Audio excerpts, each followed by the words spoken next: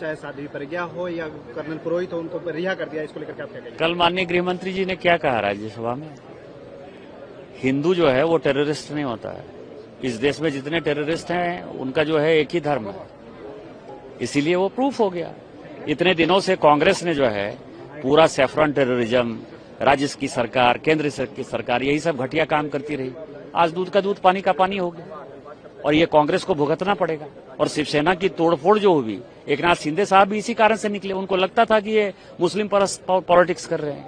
जिस तरह से असदुद्दीन ओवैसी ने ट्वीट किया है कि जो इस केस में जो वकील थी रोहिणी सालियान, उन्होंने पहले ही एनआईए पे आरोप लगाया था कि वो सॉफ्ट। अरे क्या उस वक्त तो पाकिस्तान ब्लास्ट कर रहा था ना भाई, यहाँ के लोगों से तो कोई मतलब नहीं है ना।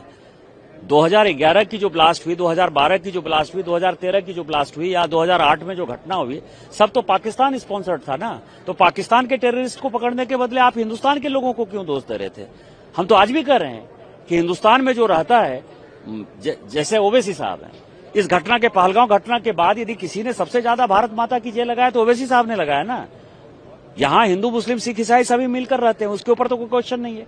लेकिन पाकिस्तान के लोग जो टेररिस्ट एक्टिविटी करते हैं, उन्होंने ये ब्लास्ट किया और आपने सैफरन टेररिज्म के नाम पर जो है भारत में दंगा फसाद मचाने की कोशिश की। कांग्रेस एक्सपोज हुई है। तत्कालीन गृह मंत्री पी चिदम्बरम थे, चाहे उसके लिए दोषी है ना, इसीलिए तो उनको पता था कि क्या होने वाला है।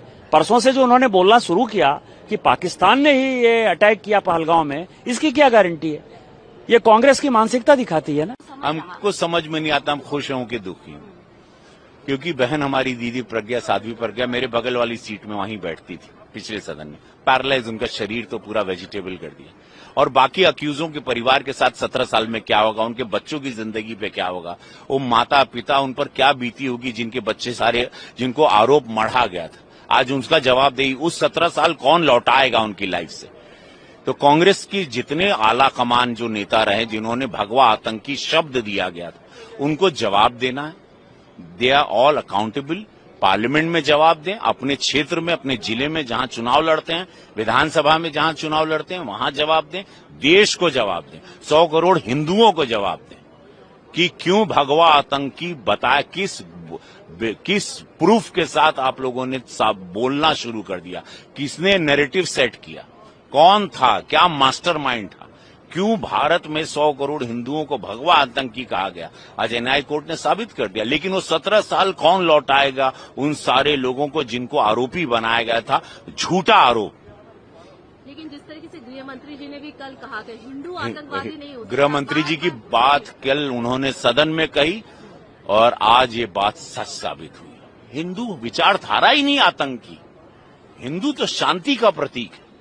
वो कैसे किसी को मार सकता है, कैसे को बॉम्ब लगा सकता है, वो कैसे ब्लास्ट कर सकता है, तो ये बहुत दुखद है।